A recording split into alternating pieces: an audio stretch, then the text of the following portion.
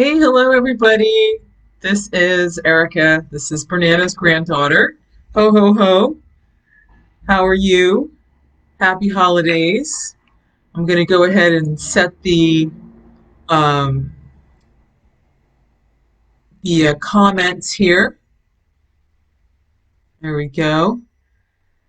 And maybe just wait a moment to see if anyone arrives. Sorry for the noise in the background. Today is garbage pickup day, so of course it had to start exactly as I started this live. So they should be gone in a moment.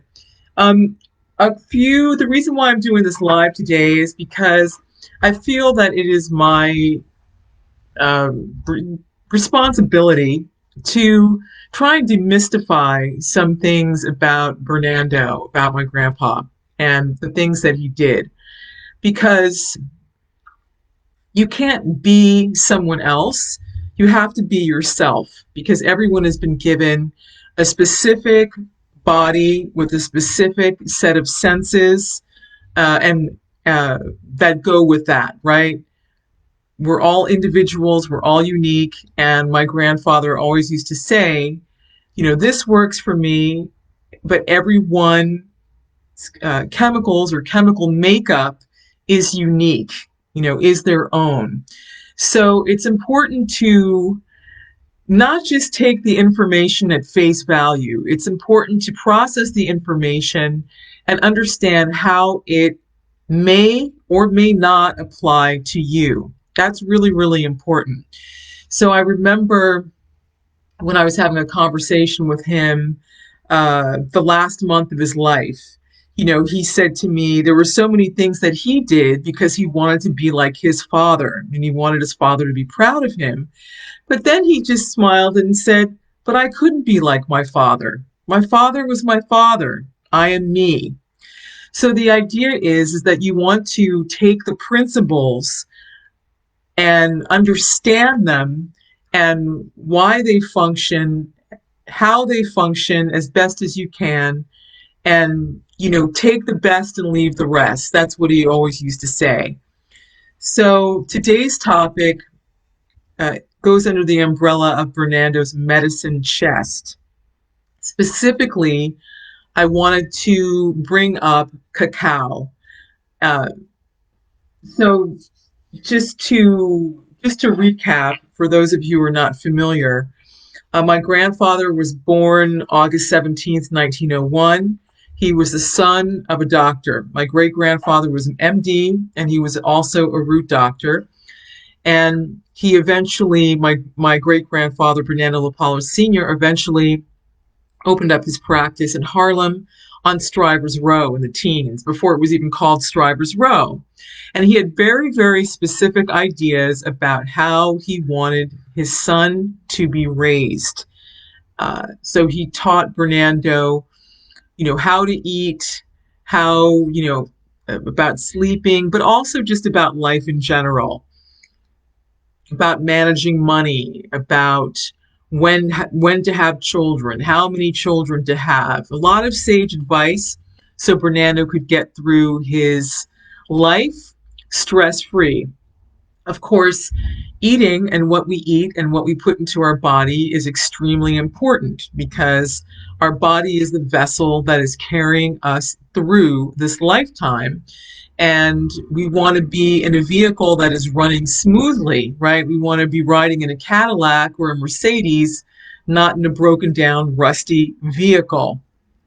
Okay, so that being said, uh, Bernando's medicine chest consisted of the following: garlic, honey, cinnamon, olive oil, and what we're going to talk about today in the context of magnesium, cacao, which, as Americans at least, we refer to as chocolate. But we're not talking about, or he was not talking about, processed chocolate. You're not going to get any health benefits from eating a Hershey's bar or a Lindt bar or a bar of Toblerone. It might taste good, but the problem with those kinds of um, cacao products, that is the refinement process, actually cooks all the nutrients out of the cacao. My grandfather wasn't fond of taking pills. He didn't take any pills at all.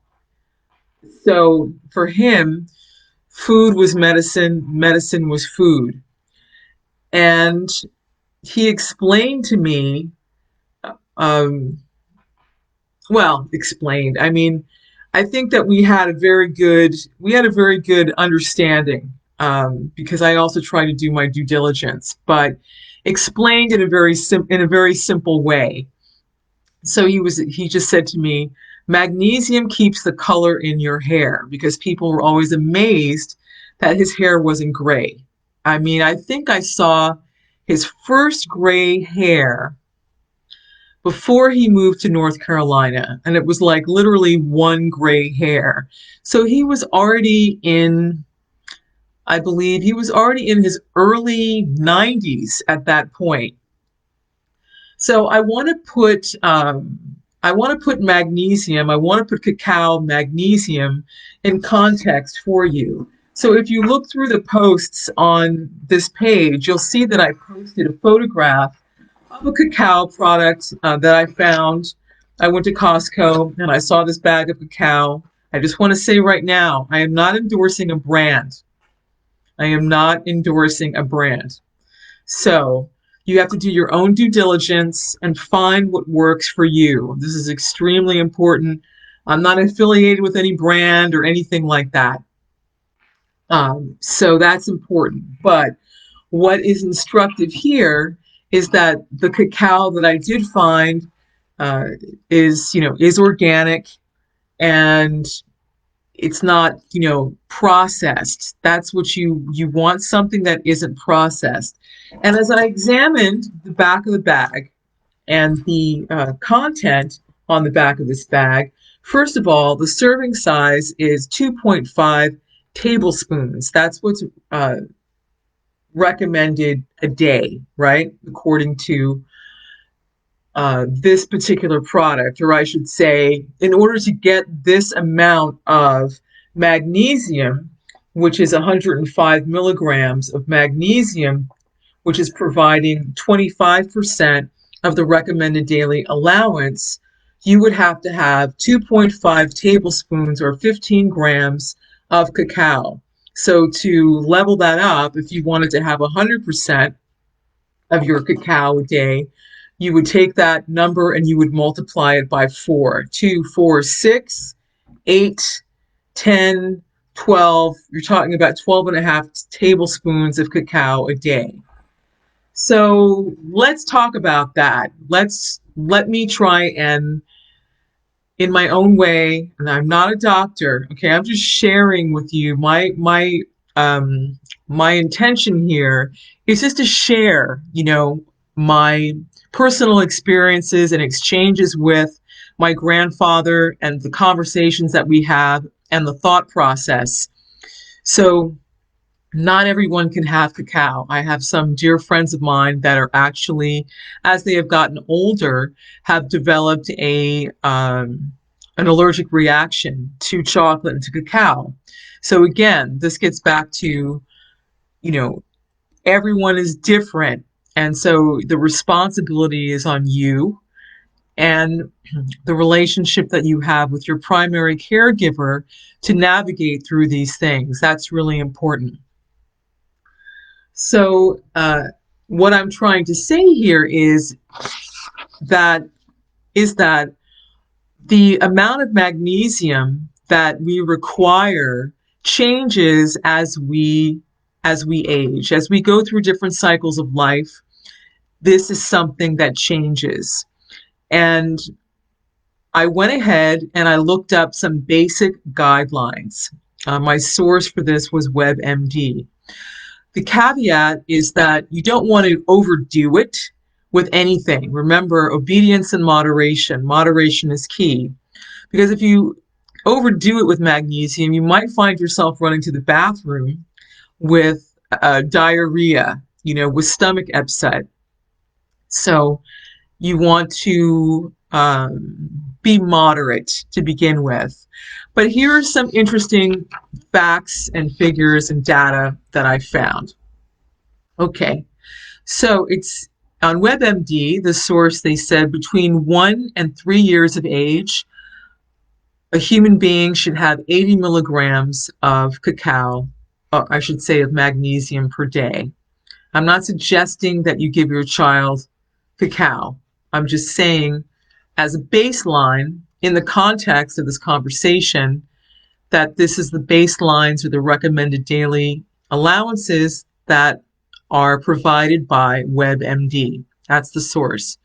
So 1.3 years, 80 milligrams, 4 to 8 years old, 130 milligrams per day. 9 to 13 years old, 240 milligrams. So you see that that number increases. Children, they're like weeds, right? They start growing. They hit that age, and then pretty soon through adolescence, from 14 to 18 years old, it's recommended 360 milligrams a day. From 19 to 30 years old, 310 milligrams a day, and over 31, 320 milligrams a day. Now, the other interesting thing was pregnant under 19 years of age, 400 milligrams was recommended. If you're a pregnant woman between 19 and 30 years of age, 350 milligrams were recommended. And if you were over 31, between 19 and 30 years old and pregnant, 350 milligrams. And then 31 and up, 360 milligrams per day were recommended if you are pregnant at these different ages. So you can see, depending on your age and depending on whether you are carrying another life or not, that these figures need to be adjusted. Of course, there's other things that go into human life, right? Maybe you're an athlete and you're actually burning through your trace minerals like magnesium and calcium and potassium and vitamin D. You would want to take more because you are really overexerting yourself, or maybe you have a really stressful job. You may feel that you need to take more magnesium, or you're just in a stressful environment. Perhaps you're a single mother and you're dealing with 1, 2, 3, 4 children on your own, or your husband's away for the majority of the week and you only see him on the weekend, so you're pretty much like a single parent. So all these different factors need to be taken into consideration. Your age, your weight, your level of activity, your stress level, what your personal needs are. Now, let's put magnesium into under the lens in terms of what it's good for. It is actually responsible, or plays a role, I should say, in 300 bodily functions. So it's important for brain function, very important. Cognitive decline. Let me see. What is this trying to tell me? I don't know what it's trying to tell me here. These little alerts come up on Facebook when you're trying to speak. Okay, so anyway, magnesium is important for brain function. It is important for heart health. It is important for your muscles being able to contract properly. It's important for blood pressure. You want a healthy blood pressure. It is important for your immune systems. It's important for strong bones. It is important for your energy. It helps regulate metabolism, your body energy. Also, what I learned was it's important for keeping your DNA and your RNA healthy. And as I mentioned, it's also really important for keeping color in your hair, your skin healthy, and your nails healthy. Really important. As someone myself who has gone through different periods of life where I was under an extreme amount of stress, I can say that I burned through magnesium until I was running on empty, to the point where I had lesions all over my skin, otherwise known as eczema. I had sores and itchy skin.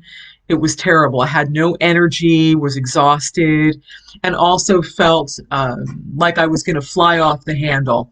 So Magnesium and other trace minerals are extremely important for your nervous system, for your brain and your nervous system, to keep everything functioning smoothly.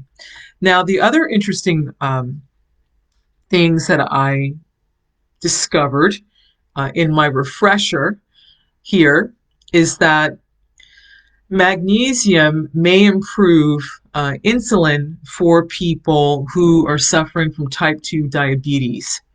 So it's said that may improve insulin insensitivity in overweight individuals who are prone to insulin insensitivity. So I thought that was interesting because in my observation, a lot of people, not all, but a lot of people that are suffering from diabetes also struggle very much with their weight. So there appears to be a corollary between, being able to process insulin and whether or not you have a sufficient amount of magnesium in your body or not. So that's very interesting. And that's also very interesting to me because Bernando was very, very concerned about the epidemic of diabetes in this country, in North America, and especially as it affected children. So interesting. So much of the food that we eat, even when we're trying to eat well, is affected by the quality of the soil. The soil that we have in the United States has been depleted from years of industrial farming. And the soil is literally the stomach of the earth. That's where the nuts, the leafy green vegetables, your fruits, all these different things are deriving their nutrition from. So that's something to be mindful of also. Of course, they'll say, well, if you get a sufficient amount of magnesium from your food, then you won't, you won't need to take any supplements. But that's the question. What is the answer? What is the quality of the soil? What is the real quality of the food that we are eating? You'll find that a lot of children don't want to eat their vegetables because they have no taste. And they have no taste because things are picked too early. And also the soil in which the vegetables are being grown are deficient. And so they don't have any taste, right? So nutrients also make food taste good at that level. Let me see. The other interesting thing that I discovered in this refresher course about magnesium is that deficiencies are also linked to anxiety, insomnia. We've already covered diabetes, but I thought that that was very, very, very interesting. And when I think about Fernando, he definitely didn't spend his time worrying about anything, by and large. Sure, he had the things that came up in life and his concerns, but 90% of the time, because he took care and made sure that he had all the nutrients that he needed in his body, that he took time to relax, that he took time to exercise, that he took time to train his mind to be positive, that he really felt that he had purpose in life. All these things about his existence were well-rounded. But that being said, again, why are we talking about this today? It's because cacao, which is very rich in magnesium, was part of his medicine chest. Now, what if you can't take cacao? What do you do? There's probably a combination of things that you could do. Leafy green vegetables that he appreciated so much, like spinach and kale and collard greens, callaloo, any leafy green vegetable like that is rich in magnesium. Of course, you want to eat organic as much as possible. Also, nuts are rich in magnesium. So remember, if you go to Bernando's house, you wouldn't be finding candy on the coffee table and a candy dish. Instead, you'd be finding almonds, walnuts, peanuts are technically a legume, let me see, Brazil nuts, for example, macadamia nuts. What's your pleasure? So that is what he would use to snack on. But if it so happens that you find that you cannot get sufficient magnesium from these sources, then you might want to consider taking some kind of a supplement. There are supplements out there that are plant-based, that are bioavailable. That means that you are able to digest them, your body's able to digest them and break them down within 30 minutes, 30 to 40 minutes. There are magnesium supplements out there that are not made out of rocks and that are not made out of shellfish. So I'm just gonna say that the one that I have used in the past is actually manufactured by a company called Usana Health Sciences. So if you're looking for something vegan, if you're looking for something that doesn't have any shellfish in it and something that doesn't have any rocks and so forth in it, because literally a lot of these products literally use, rocks and grind them up and put them into a pill, and that is impossible for the human being to assimilate and digest and get rid of. People end up getting all kinds of stones and so forth, in their organs because they may be ingesting things like that unwittingly, not realizing what the source is. So it's really, really important to examine your food source and see what it is made of and what it is that you're putting in your body. What else can I say about cacao? Mm, well, I mean, how do you use it? That's not difficult. You can certainly put it in your smoothie. If you're making a smoothie, go ahead and put cacao in your smoothie if it agrees with you. Or I can imagine you could even drink this warm, right? You could make yourself a little hot chocolate with it and drink it that way. Uh, you could sprinkle it on your food, for example, if you're having your oatmeal in the morning, then you could sprinkle a little cacao on it as well and have it that way. But I think the most important thing to remember is that if you are not sure where you're at, you can always go to your doctor and you can have a blood test taken and you can see where you're at. You can see where your levels are at, where your vitamin D, where your magnesium, where your calcium, where your potassium, where all these different levels are. And then, once you know where you're at, it will be much easier to understand what you need to be doing and how much you need to be taking. Also, when you look in this event, you'll see that I posted some articles that I thought would be helpful for you, just to give you some orientation. So there is